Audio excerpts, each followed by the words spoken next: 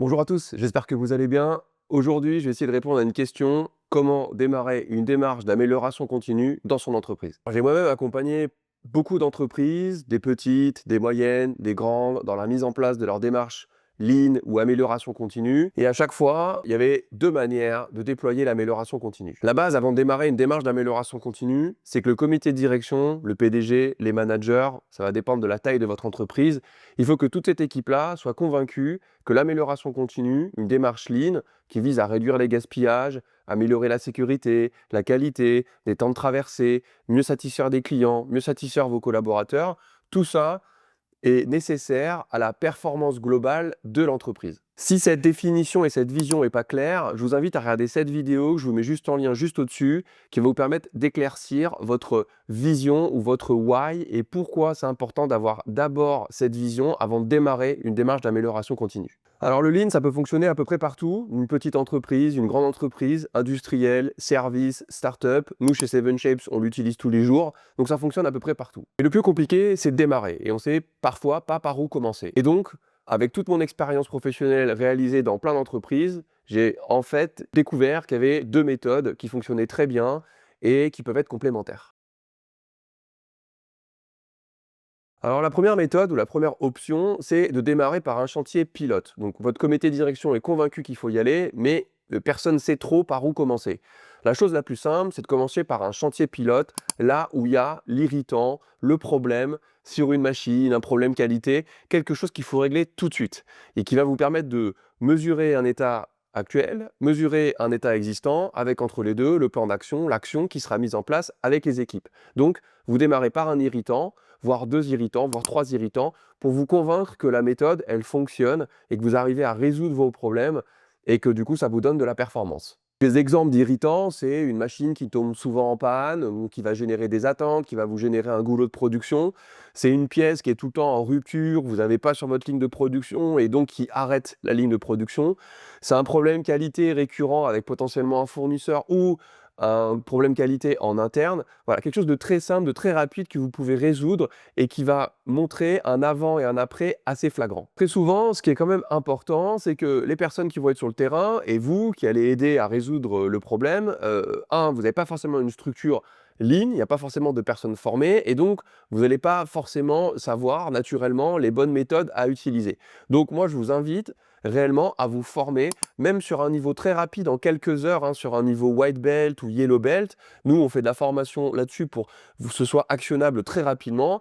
N'hésitez pas à aller sur YouTube, à vous former, mais testez ces méthodes-là et formez-vous surtout un peu avant de lancer ce petit chantier sur un irritant. Sur cette formation, on va vraiment rester sur des outils très simples, hein, du 5S, le 5 pourquoi, des outils de résolution de problèmes, une démarche PDCA, c'est quoi un gaspillage, comment on le voit, comment il se manifeste sur le terrain, etc., etc. Ensuite, vous réglez ce premier irritant, vous mesurez bien la performance que vous avez donc après, et vous passez potentiellement à un deuxième irritant, à un troisième irritant. Et ça, normalement, ça va permettre de convaincre les équipes et tout le corps du comité de direction qu'il faut aller plus loin dans la démarche. Ce qu'on voit, c'est que cette méthode, elle est plutôt bottom-up, c'est-à-dire je pars du terrain et je remonte. Donc je vais régler les problèmes du terrain pour ensuite potentiellement générer une démarche plus globale au sein de mon entreprise. Donc vous pouvez répéter comme ça cette étape de je choisis un irritant, je forme, je mets en place mon action, je mesure les gains, 2, 3, 4 fois. Et puis après, vous allez pouvoir passer à l'option numéro 2 qui va vous permettre d'aller beaucoup plus loin. L'option numéro 2, c'est de démarrer par un expert Lean. Donc moi, j'ai été consultant, formateur pendant plusieurs années. Et donc moi, ma mission en général, quand j'arrivais dans une entreprise, c'est le comité de direction, le chef d'entreprise qui a conscience qu'il y a des problèmes dans sa production. Si toutefois, il n'y a pas de conscience de ces problèmes de production, vous passez une heure en production, vous observez ce qui se passe à un point fixe et vous allez tout de suite voir si les personnes font que de se déplacer, si vous entendez des choses, des problèmes de pièces, des machines qui s'arrêtent. Bref, ça va être assez rapide de voir que votre usine, elle n'est pas performante. Quand j'étais expert, ma mission, c'était de définir là où il y avait les plus gros irritants et définir une roadmap de déploiement sur 1, 2, 3 ans. L'objectif de faire appel à un expert, c'est de profiter d'un diagnostic plus global qui va vous permettre de voir d'avoir une vue de dessus de votre processus et surtout d'identifier là où il y aura les gains les plus rapides afin de maximiser le retour sur investissement de votre démarche d'amélioration continue. Donc l'objectif de cette cartographie ou de ce diagnostic, c'est de définir des chantiers qu'on va pouvoir lancer ensuite en équipe. L'intérêt d'avoir un expert en interne, c'est aussi, en règle générale, ces experts, ils peuvent vous former, donc on peut passer par une société externe ou par ce formateur-là.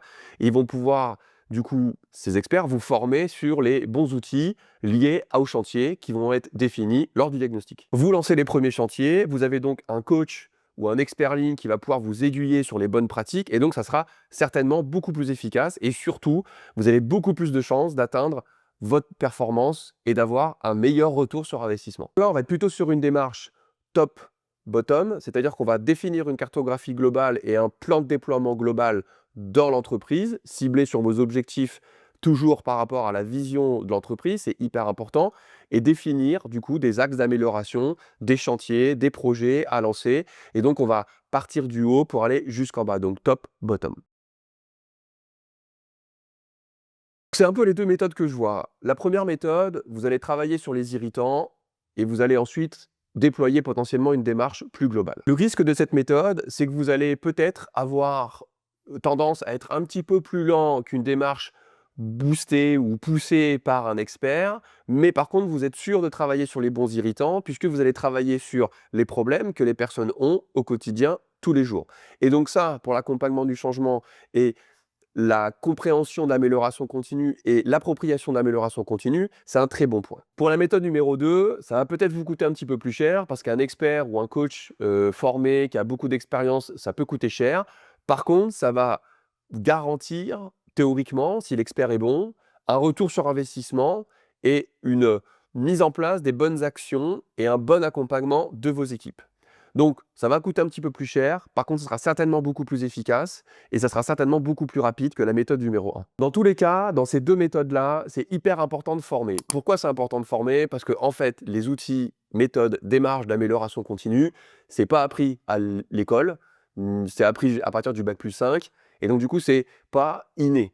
Malgré tout, l'amélioration continue, c'est beaucoup de bon sens. On parle de bon sens paysan, de BSP, et donc c'est pas très compliqué d'aller utiliser des outils de résolution de problèmes comme du 5 pourquoi, du 5N, du brainstorming, mettre du management visuel. C'est assez simple. Quand on l'a fait une première fois, c'est assez facile de le dupliquer 2-3 fois. Donc, c'est important d'avoir cet apport théorique, hein, c'est comme à la maison, si vous avez un bricolage à faire, et ben vous allez vous former rapidement sur YouTube, lire peut-être des documents, etc.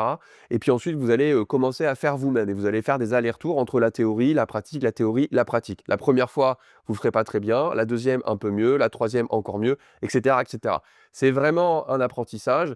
Mais la base de ces 2 méthodes-là, soit par les irritants, soit par un expert avec quelque chose de plus global, c'est surtout de démarrer petit, mais surtout de démarrer. Parce qu'il y a beaucoup d'entreprises qui restent figées et qui ne passent pas à l'état de plan d'action et qui restent à l'état de diagnostic. Donc, ça va vraiment dépendre de votre culture, de votre manière de voir l'amélioration continue et aussi de l'urgence de mettre en place cette démarche d'amélioration continue. Donc, les 2 méthodes sont bonnes, parfois il faut les mixer, à vous de voir, ça va dépendre de votre culture, donc posez-vous la question de quelle serait la bonne méthode pour vous. J'espère que ça vous a rouvert un petit peu l'esprit sur quelle méthode utiliser. N'hésitez pas à me dire en commentaire quelle démarche correspondrait mieux à votre entreprise. Je suis assez curieux de savoir si vous choisissez plutôt l'option 1 ou l'option 2 ou un mix des deux. Et si cette vidéo vous a plu, n'hésitez pas à lâcher un petit like, n'hésitez pas à mettre un commentaire, je réponds à tous vos commentaires et surtout à vous abonner, ça m'aide à continuer ce que je fais sur cette chaîne. Et moi je vous dis à très bientôt pour une prochaine vidéo. Ciao ciao.